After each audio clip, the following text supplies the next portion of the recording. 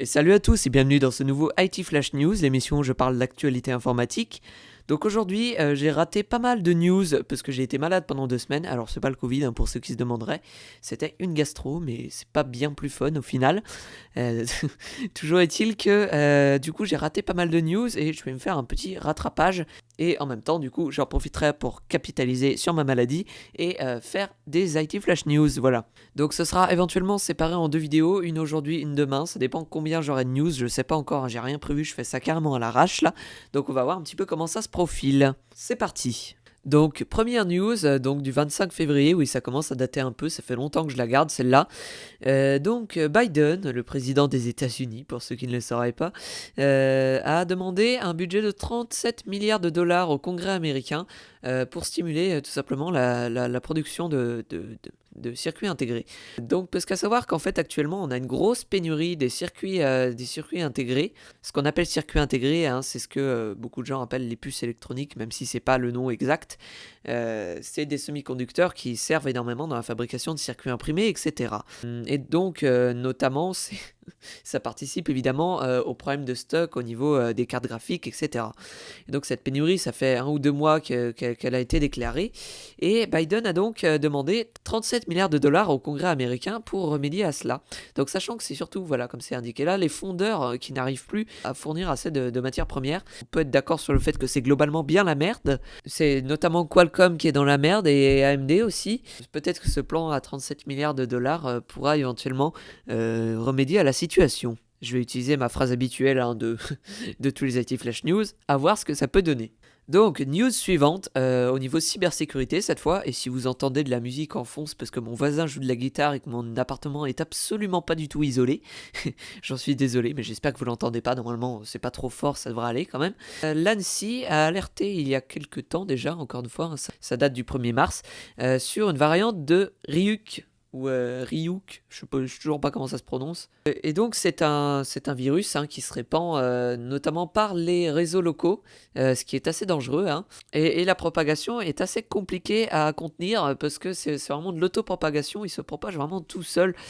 Donc là, l'ANSSI a mis au point des mesures de contournement. Je suis pas sûr que ce soit ultra efficace, c'est vraiment à voir encore une fois comment ça évolue. Et donc vous avez un peu là une idée de ce que ce Ryuk peut faire.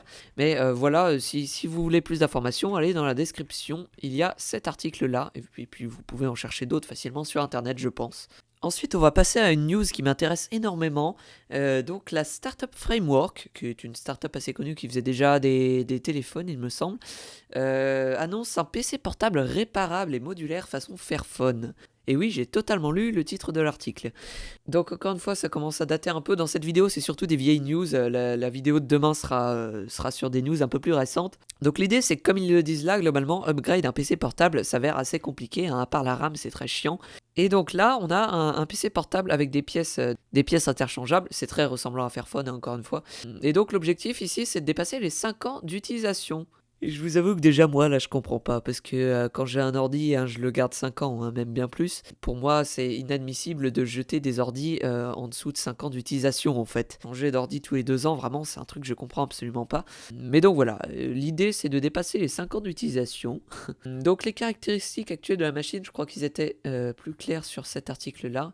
Voilà, du Intel de 11e gen.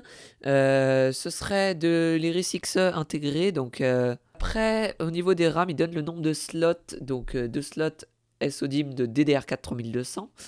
C'est à peu près honnête pour l'instant. Une bonne webcam de 1080p, du Wi-Fi 6E, etc. Sauf que là, il y a un truc qui me va pas et qui m'allait pas déjà sur les PC, par exemple de Starlabs, c'est ça. Une dalle de 13,5 pouces. Alors oui, c'est plutôt un notebook, c'est plutôt de l'ultra portable, mais moi je comprends pas ça. Alors pour plusieurs raisons. Déjà parce que si le PC était plus gros, à mon avis, les pièces seraient plus facilement interchangeables puisqu'il n'y a pas besoin de faire de la miniaturisation. Et on pourrait même éventuellement penser à mettre des cartes graphiques dédiées, ou enfin des cartes graphiques dédiées, des GPU dédiés, etc. Donc déjà, le fait de miniaturiser ça pour y faire rentrer dans un 13,5 pouces, je comprends pas bien. Et surtout, Je suis désolé, mais moi personnellement, je prendrais pas cet ordi s'il est en 13,5 pouces. Pour moi, c'est vraiment trop petit. Alors, il faut savoir que j'ai aussi des problèmes de vue assez conséquents, donc il me faut un écran assez grand. Mais de toute façon, de manière générale, je trouve que 13,5 pouces, encore 15,5 ou 14, je trouve ça passe un peu. Même 14, ça commence à être petit. Mais 13,5, non, je suis désolé, c'est trop petit. J'aurais bien aimé prendre ce PC Framework, mais s'il est en 13,5 pouces, je ne le prendrai pas.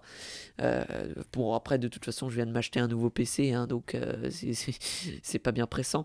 Mais j'espère vraiment qu'ils vont faire une version au moins 15,5 pouces, parce que là, personnellement, ça me plaît pas du tout. Après, je pense qu'il y a une partie qui est une question de goût aussi, hein. C'est à voir. Après, la machine a l'air très belle pour le coup, très propre, bien designée. Ce 13,5 pouces, perso, il m'emmerde énormément.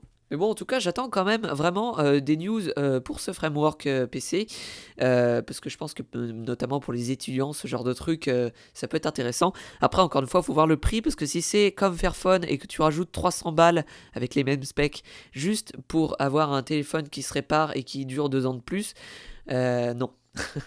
Pour moi, ça n'ira pas. Et c'est pour ça d'ailleurs que je n'ai pas un Fairphone, parce qu'un Fairphone ça coûte 450 balles, et que moi, avec un Huawei tout pourri, j'ai les mêmes specs à 150 euros. Je suis un petit peu mitigé là-dessus, mais en même temps, je trouve l'idée très très cool, parce que c'est vrai que les PC portables, c'est encore un truc qui est difficile d'upgrade, et qui est difficile de faire durer plus de quelques années, en tout cas pour la plupart des gens qui sont frustrés quand leur Windows ne réagit pas instantanément. Et je commence à être un peu salé, donc on va passer à la news suivante. Donc, news suivante, ça va être très très rapide. Donc, Windows 10 supprime le dossier objet 3D. Ce dossier-là, je vous avoue que ça me fait rire, parce que j'avais complètement oublié qu'il existait ce dossier. Et je pense que la plupart des gens l'avaient oublié aussi, parce que ce dossier est complètement inutile. Alors oui, pourquoi pas le supprimer. Après, concrètement, un dossier, ça prend quelques octets, hein. Donc c'est pas très très grave. Mais voilà, ce petit truc m'a fait rire, ce petit détail. Et c'est pas plus mal, parce que pour ceux qui sont déjà paumés sur leur PC et qui ont du mal à utiliser un ordinateur, ça doit aider. Ce qui aiderait encore mieux, c'est de passer sous Linux, mais bon, on peut pas tout avoir. Ensuite, news suivante, la AMD Radeon RX 6700 XT sera lancée le 18 mars. Donc la fameuse carte de, bon c'est le début du haut de gamme, mais techniquement on peut appeler ça du milieu de gamme, je sais pas exactement, c'est fin milieu de gamme, début du haut de gamme, voilà par là. Donc cette carte qui est attendue par pas mal de monde est partie pour sortir le 18. Donc évidemment je pense pas qu'il faille s'attendre à avoir du stock, mais voilà, pour ceux qui seraient intéressés, sachez que vous n'avez plus qu'à foutre votre botte sur le site de Top Achat et attendre patiemment qu'il y en ait une qui apparaisse.